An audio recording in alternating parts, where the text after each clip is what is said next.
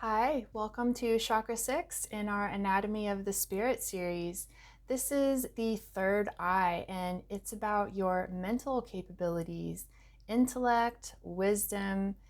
It's seeing the difference between truth and illusion. It's the part where you really step into consciousness and see how the world is not what we thought it was as we've been coming up through our lower chakras. So let's dive into the sixth chakra using Anatomy of the Spirit, written by Dr. Carolyn Myss, medical intuitive and wonderful author who has put together this book, Anatomy of the Spirit, giving each chakra its own chapter with lessons and how it's connected to the body, the fears and strengths associated with it, sacred truth, all kinds of good stuff. So here we go with number 6. Now, when it comes to the sixth chakra, it's the third eye and it's located right in the middle of the forehead. And so obviously it's going to be connected to the brain, the neural pathways, the neurological system, the pituitary and pineal glands, the eyes, the ears, and the nose. And so it's our connection to our mental body, our intelligence, and our psychological characteristics. Now, what are psychological characteristics? Dr. Myss says, our psychological characteristics are a combination of what we know and what we believe to be true, a unique combination of the facts, fears, personal experiences, and memories that are active continually within our mental energy body. So, the sixth chakra activates the lessons that lead us to wisdom. Wisdom is acquired through life experiences and by acquiring the discriminating perceptual ability of detachment. This is key for chakra 6. A learned detachment is like a state of mind beyond the influences of the personal mind. And detachment state of mind is a part of symbolic sight. It's really how we pull back to a broader scope to have a new perspective and use symbolic sight that is cleared of things like, clouded perception can be a lot of things. It's usually fear-based, but it can also be sentimentality and just different kinds of intellectual attachments that we form. Primary fears associated with the third eye: the unwillingness to look within and excavate our fears, fear of the truth when reason is clouded, fear of hearing realistic sound judgment, fear of one's own shadow side and its aspect. So a lot of these have the kind of blocking off of reality in common. So the lessons of the chakra are definitely about just proceeding right on through, seeking the truth. And that is the sacred truth of the third eye. Seek only the truth. The primary strengths of the third eye: intellectual abilities, skills, evaluation of conscious and unconscious insights, receiving inspiration, generating great acts of creativity and intuitive reasoning, and emotional intelligence. The third eye compels us to search continually for the difference between truth and illusion. These two forces are present in every moment.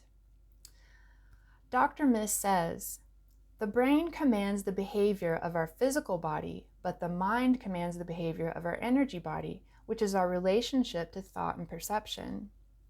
The brain is the physical instrument through which thought is transferred into action, but perception and all that is associated with perception, such as becoming conscious, is a characteristic of the mind. She goes on, in becoming conscious, one is able to detach from subjective perceptions and see the truth or symbolic meaning in a situation. Detachment does not mean ceasing to care. Let's get that straight. It means stilling or quieting one's fear-driven voices. One who has attained an inner posture of detachment has a sense of self so complete that external influences have no authority within his or her consciousness. Such clarity of mind and self is the essence of wisdom, one of the divine powers of the sixth chakra. Very beautifully put there. Becoming detached and conscious, Dr. Myss says, means getting certain perceptions from our minds into our bodies, It's taking the intellectual understanding and bringing it to line up with what other data receptivity can we, align it with to use as part of how we form our attitudes, beliefs, and perceptions. It means merging perceptions that are truth and living them so that their power becomes one and the same as our own energy. We all understand intellectually the notion that change is constant, that life is always in motion, and that change is just inevitable. We all intellectually understand this. Yet we don't live the truth of this, because when change does occur, it still feels like an enemy of sorts. It's shifting things in our relationships, it's aging our bodies, it's even taking people away from us. The fuller truth of change is the cycle of life and death. Consciousness, Dr. Miss says, is the ability to release the old and embrace the new with awareness that all things end at the appropriate time and that all things begin at the appropriate time. This truth is difficult to learn to live with because human beings seek stability, which is the absence of change. So becoming conscious means living in the present moment and flowing with change as it occurs, because we can't change if we're clinging to things, and we're really meant to keep moving. Detachment means detaching from the illusion that what other people do has this great power over us, enough power to dominate us or keep us captive. Detachment is the realization that no one person or group of people can determine our life's path. When change comes into your life, it is because a higher dynamic is moving you along.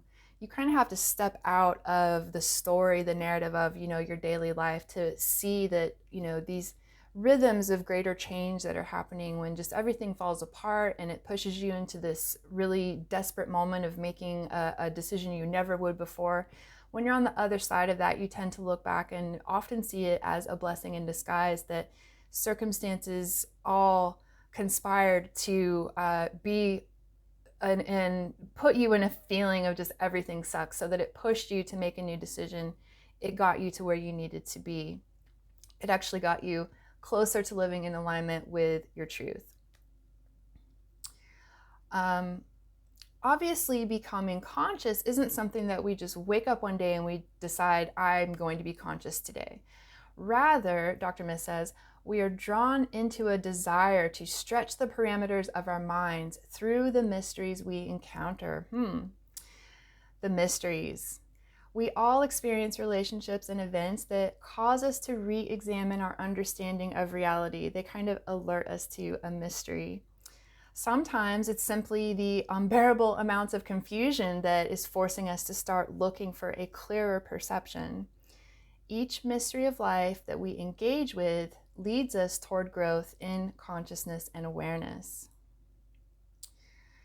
So, consciousness is connected closely with healing, and Dr. Miss includes several stories from her practice as a medical intuitive, and I would like to share with you Sylvia's story.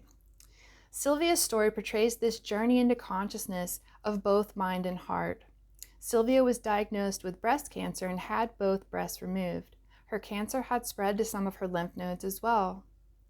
It would have been natural to think constantly about having cancer, but Sylvia detached from having cancer and focused instead upon the stresses in her life that had contaminated her energy.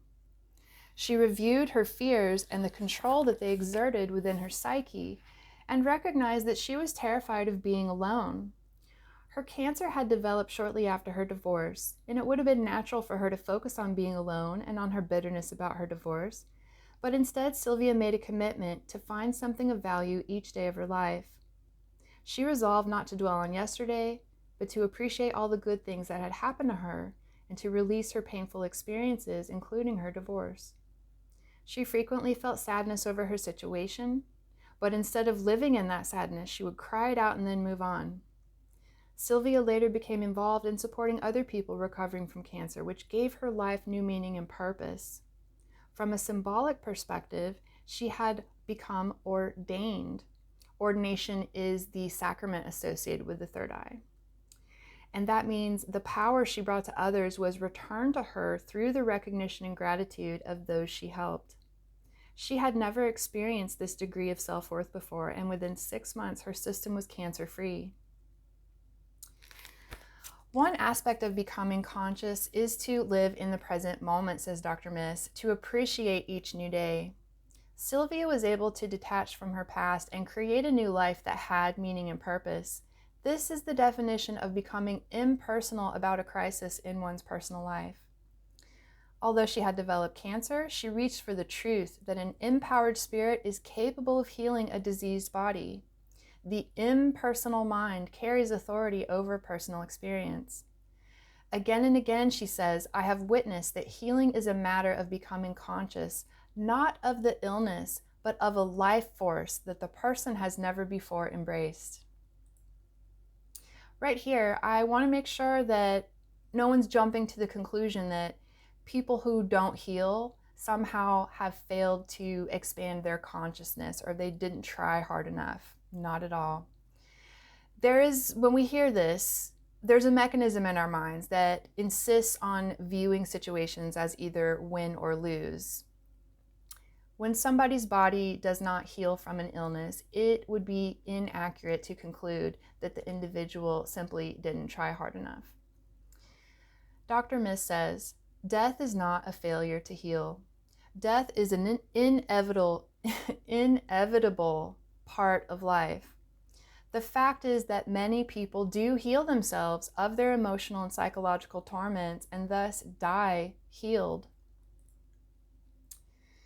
The goal of becoming a conscious person, Dr. Miss says, is not to outwit death nor even to become immune to disease. The goal is to be able to handle any and all changes in our lives and in our bodies without fear, looking only to absorb the message of truth contained in the change, the truth contained in the mystery. She goes on to say, mastery of the physical world is not the goal of becoming conscious. Mastery of the spirit is the goal. The physical world and the physical body serve as teachers along the way, and they are wonderful, brutal teachers. Many of us have developed perceptions that interfere with our ability to live in truth. Consciousness is like the healed version of these clouded perceptions. You might say that to become conscious is to seek truth that is detached from its social or cultural form. The enculturation of things adds layers of illusion that veil the core reality of life. And that's just my opinion on that one. When it comes to becoming conscious, Dr. Miss gives us some tips. First of all, she says, just let go. Let go of how you thought your life should be and embrace the life that is trying to work its way into your consciousness. When you let go, all really will be well, though perhaps not well to the standards that you might have if you're still looking through a clouded perception of reality where material and physical comforts are basically God, or I should say a certain standard of material comforts. We live like kings and don't even know it. Well, a lot of us do anyway. Sometimes the journey to consciousness is performed only theoretically through books and conversations that allow us to fantasize about getting to the promised land without having to make any changes in our lives. We may even get so high just thinking about the journey that we actually start sharing knowledge with other people. We may assume that they will share our enthusiasm and be happy to hear all the helpful things that we have discovered. If you have tried this already, then you know that it doesn't work that way. Becoming conscious includes the awareness that just because we might be on the journey and we might be ready to live by a new set of internal rules, that does not mean that anyone else is ready to go along with us. Living by the principles that we develop from wisdom, capital W wisdom, will bring us into opposition with cultural structures in our lives. And like I said, sometimes this conflict is a blessing in disguise because it motivates us to make the change that is needed, such as leaving a toxic relationship or leaving a soul-killing job. Living by wisdom and becoming conscious means changing the rules by which we live and the beliefs that we maintain. Our memories, Dr. Miss says, our memories and attitudes are literally rules that determine the quality of life as well as the strength of our bonds with others. Always, a shift in awareness includes a period of isolation and loneliness as one gets accustomed to the new level of truth. And then, always, new companions are found. No one is left alone for long. So yeah, waking up is not really a party. Opening of the third eye will make you see the great discrepancies between what we thought should be and would be and what really is, and a truth that we internally deeply long to return to. As we actually start to pursue that, we realize that we will be doing it mostly on our own, if not entirely. So here are Dr. Miss's reflection questions for the third eye, for the sixth chakra. What attitudes do you have that disempower you? What beliefs do you continue to accept that you know aren't true? Are you fearful of the changes that might happen if you openly embraced a conscious lifestyle? Are you able to think about your life in impersonal terms?